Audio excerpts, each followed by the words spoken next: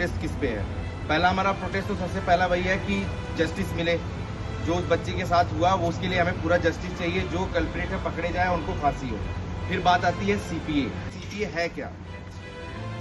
तो जो सीपीए है ये पहले 2019 में इंट्रोड्यूस किया गया, उसका मॉडिफिकेशन 2022 में लाया गया। उसको लाया गया था prevention of violation against health care professional and clinical establishment bill, जिसको अभी हम सीपीए कहते हैं। तो इसका मेन एम है कि जो हेल्थ केयर प्रोफेशनल है उनकी पूरी सेफ्टी की गारंटी और सेफ इन्वायरमेंट क्रिएट करना हॉस्पिटल्स में, वर्किंग इन्वायरमेंट। तो दूसरा क्वेश्चन ये है कि इसके अंतर्गत आते कौन है? सारे डॉक्टर्स आते हैं, मेंटल हेल्थ केयर प्रोफेशनल्स आते हैं, dentist, nutritionist, nurses, medical students, nursing students और जितने स्टाफ्स हैं, एम्बुलेंस के वर्कर सारे आते हैं। और अब दूसरी बात ये है कि ये सीपीए इतना इम्पोर्टेंट क्यों है? सीपीए इतना इम्पोर्टेंट इसलिए है क्योंकि हमारा जो वर्किंग कंडीशन है वो जो हमारे हॉस्पिटल का जो सेंटर के हैं, जो पेरिफेरी के हैं, उनके वर्किंग कंडीशन बिल्कुल अलग है। ना वहाँ तो प्रॉपर सिक्योरिटी है, ना तो प्रॉपर सैनिटेशन है, ना तो प्रॉपर वहाँ पे रेस्टिंग रूम एरियाज हैं। तो हमें इसलिए ये भी लिए चाहिए कि ताकि हमें ये सारी सुविधाएं मिल सके और जो हमारी सिक्योरिटी की प्रॉब्लम्स है वो सॉल्व हो सके। दूसरी क्वेश्चन ये उठता है कि सीपीए ही क्यों, जब हमारे पास ऑलरेडी एक लॉ एग्जिस्ट करता है, जो भी क्राइम के अगेंस्ट जो भी लॉ होता है, कुछ भी क्राइम होता है आप उसकी कंप्लेन कर सकते हैं। तो हमें सीपीए इसलिए चाहिए कि जो नॉर्मल लॉ है वो बहुत वेग सा है, वो सीआरपीसी और आईपीसी के तहत डील किया जाता है। लेकिन जो हमारा सीपीए है वो हमारा इस किसी भी तरीके का हेल्थ केयर प्रोवाइडर के ऊपर ऑफेंस को कॉग्निजेबल और नॉन बेलेबल के तहत देखा जाएगा, यानी पहले अरेस्ट होगा देन इन्वेस्टिगेशन होगा।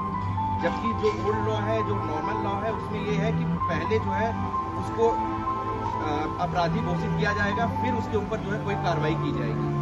तो अब सीपीए के अंडर में जो भी है उसमें कैसे कैसे सबको सजा देने का प्रावधान है। तो दो तरीके के हमारे हर्ट्स होते हैं, ग्रीवियस होता है, एक नॉन ग्रीवियस होता है। अगर नॉन ग्रीवियस हर्ट है, जो इम्प्रिजमेंट होगी वो minimum 3 months maximum to 5 year, और जो फाइन दिया जाएगा 5,000 to 5 lakhs। और जो ग्रीवियस हर्ट होगी उसमें जो होगा 3 इयर्स का मिनिमम इम्प्रिजमेंट है और 10 इयर्स का मैक्सिमम है। और जो उसमें फाइन दिया जाएगा वो मिनिमम जो होगा 2 lakhs होगा और मैक्सिमम 10 lakhs होगा। तो नेक्स्ट क्वेश्चन ये है कि इसको इन्वेस्टिगेट करेगा कौन करेगा? तो जो ऑफिसर रैंक होगा नॉट बिलो डीसीपी, क्योंकि जो पुराने लॉ है उनमें जो है एक इंस्पेक्टर भी इन्वेस्टिगेशन कर सकता है, लेकिन हमारी यही मांग है जो भी ऑफिसर इन्वेस्टिगेट करे वो डीसीपी रैंक के ऊपर हो, डीसीपी, एसीपी, ऐसे लोग हमारे इस मैटर को सुने। और उसके बाद सेंट्रल हेल्थ प्रोटेक्शन एक्ट, इसको इसलिए बोलते हैं जितने भी डेटा हम मंथ वाइज कलेक्ट करेंगे उसको मंथली हम सेंटर को एक गैजेट बना करके नोटिफिकेशन में देंगे।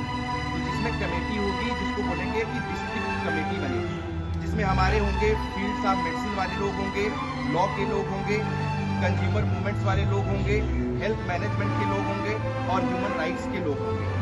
अब उसके बाद बात ये आता है कि क्या जो सीपीए एक्ट है वो सिर्फ हेल्थ केयर प्रोवाइडर्स के लिए है, पेशेंट्स के लिए क्या, उनके ट्रीटमेंट, उनकी सेफ्टी के लिए क्या? तो ये चीज़ एक बिल्कुल बिग नो है।